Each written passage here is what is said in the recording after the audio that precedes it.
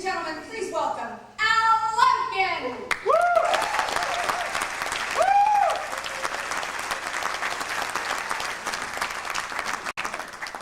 Great audience, kind of makes me wish I had a better act. She didn't tell you I'm kind of excited. I just signed a 1-year contract with Columbia Records. Get any 12 CDs or cassettes I want for $1.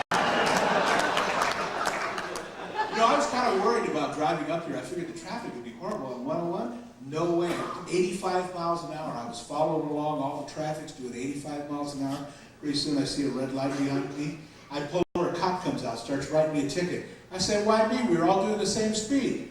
He says, well, when I turned on my lights, you're the only one that pulled over. Boy, lesson learned, that's for sure. She introduced me as Al Lampkin. Actually, I'm Charles Allen Lampkin III. Sounds like royalty. It's not. My sister is Charles Allen Lampkin II. I just wonder, how many of you have never seen me perform before? Oh my goodness, look at that. How many of you are seeing me for the first time? Not to say no. How many of you just don't care? Huh? Yeah, I can tell. You're a great looking audience, though. My goodness. A lot of pretty people here. A couple ugly ones. Don't look around.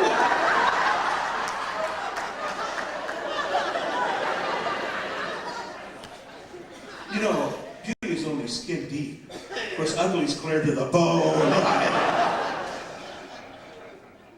I read the Reader's Digest that 1 out of every 3 people are ugly. Can you imagine that? 1 out of every 3 people are ugly. Now, if you wonder how that affects you, take a look at the person on your right. Take a look at the person on your left. And if they look all right, bingo, you got it. My wife has a philosophy. She says, always marry an ugly person. I mean, you figure it this way. You know, young lady, when you get married, marry an ugly guy. Because you marry some handsome, good-looking guy, later in life he may leave you. Same thing with you young men. You know, when you get married, don't marry some beautiful, good-looking girl. Marry an ugly girl. Because if you marry somebody beautiful, they might leave you. But if you marry somebody ugly, if they leave you, you won't care.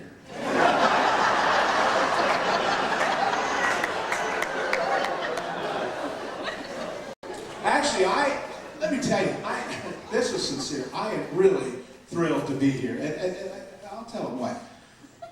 My brother and his wife and their entire family have been in my house for 2 weeks. So it's a pleasure to be among strangers. My sister-in-law's been doing all the cooking for 2 weeks. Let me tell you, nobody cooks like she does. Now, the army came close. Before she got there, my brother said, oh, her food is fit for a king. And I found out, king, that's her St. Bernard. Here, king, here, king. That's ridiculous. Last night she took an hour and a half to make minute rice. You ever heard of burnt jello? We now have the only garbage disposal in town that gags. And their kids, I took them to Disneyland. Give them $100. Say, do whatever you want. They took a cab home. Oldest daughter, she's studying home economics. You know what that is, right? Lost a button on my coat, she sewed up the hole.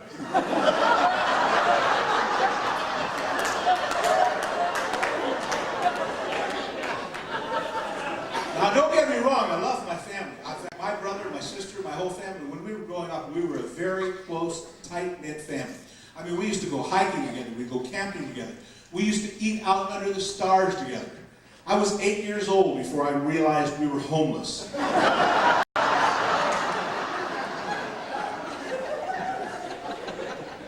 My mother, she used to buy most of our clothes at a war surplus store. I mean, I looked ridiculous going to school dressed as a Japanese admiral. And I swear my dad didn't like me. He used to always say, why can't you be more like your cousin Robert? Why can't you be like your cousin Robert? I mean, Robert died at birth.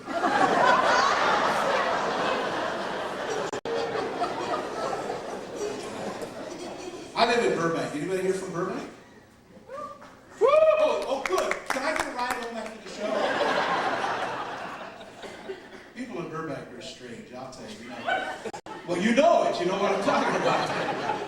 Used to talk about it, Lampkin, and Johnny Carson talked about beautiful downtown Burbank.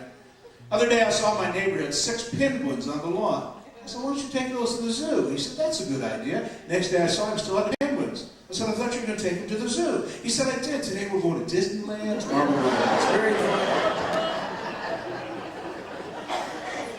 I got a neighbor on the other side who's got a dog with no legs. I said, what do you call him? He said, it doesn't matter. He wouldn't come anyway.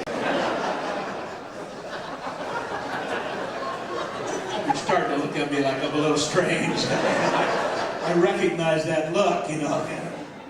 I want you to know I went to a psychiatrist. He said, Al, you're crazy. I said, I want a second opinion. He said, okay, you're ugly, too. I was an ugly baby. When I was born, a doctor slapped my mother.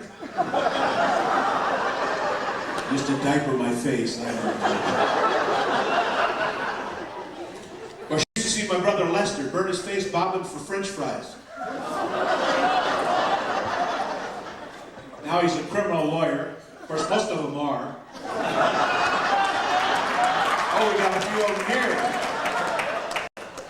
Brother works for a law firm. He makes loopholes.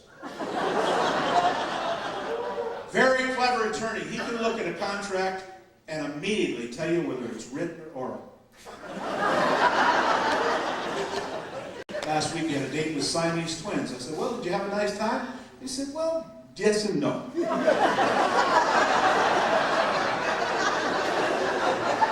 Yes and no.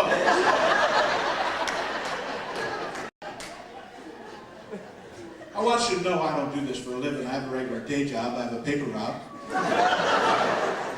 The night I went collecting, knocked on the guy's door. Guy came out and said, where's my money? He said, in the bushes where you throw the paper.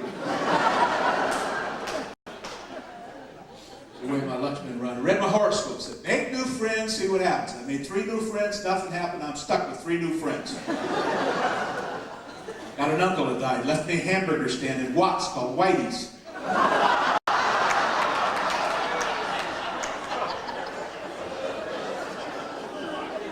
Went to Las Vegas, reserved a room, forgot to reserve a bed. Finally, I go down to the room clerk. He said, how much it cost for a room with a bed? He said, $125 a night. I said, don't you have anything cheaper? He says, yeah, but you got to make your own bed. I said, that's okay. He gave me a hammer, nails, 2 cords. There are people in Las Vegas. You know, even the panhandlers are different. Guy comes up to me, wants to bum some money to buy food to pay to give to his children. He said he's been out of work for a year, his wife is sick. I said, no, wait a minute. If I give you money, how do I know you're not just going to gamble with it? He said, oh, I got gambling money. Oh, you know what I'm talking about. I just worked a week at the Bellagio Hotel. What a wonderful place. It is just absolutely gorgeous. The towels are so fluffy you can barely close your suitcase.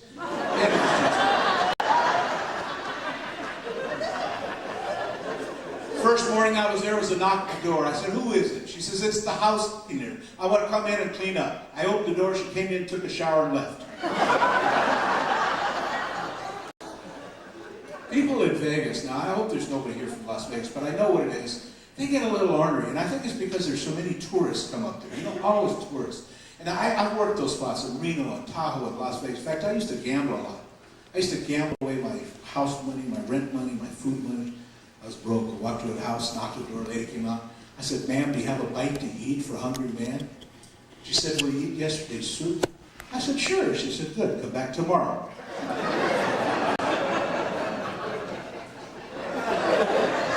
Come back tomorrow. She said, yes, yes.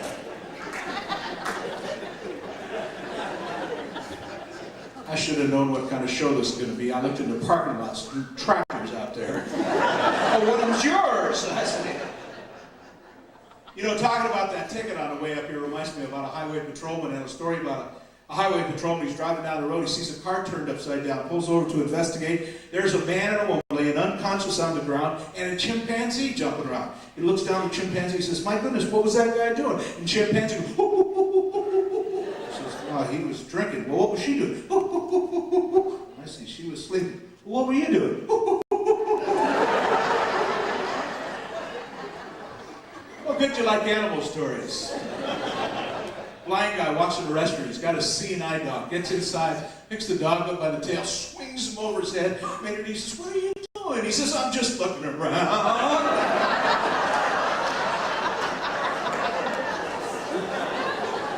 Oh, good, you're a sick audience, too. I walks up to the house, knocks on the door, lady comes out, he says, ma'am, I don't know how to tell you this. I feel really bad about this, but I was driving by in front of your house and I ran over a cat, and I'm looking for the owner. She said, oh no, what did it look like?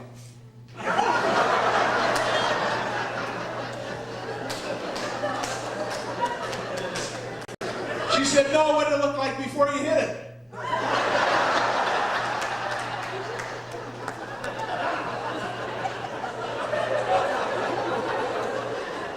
Ma'am, if you'll just relax your standards, just for tonight.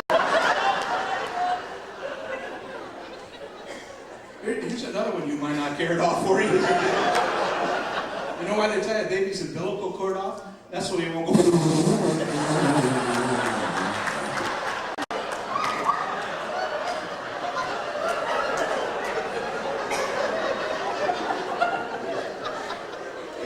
Guy's got a Great Dane, ties him up to a lamppost, goes inside a bar, sits down, pretty soon another guy comes in.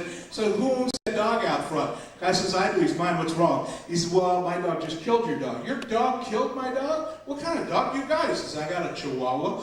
A Chihuahua killed a Great Dane. How'd he do it? He says, well, I'm not too sure, but I think he got stuck in his throat.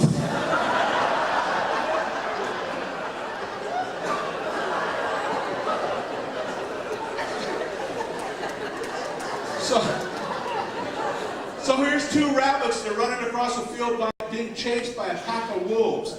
One rabbit turns to the other and says, let's duck in that hole and we'll stay there till we outnumber them.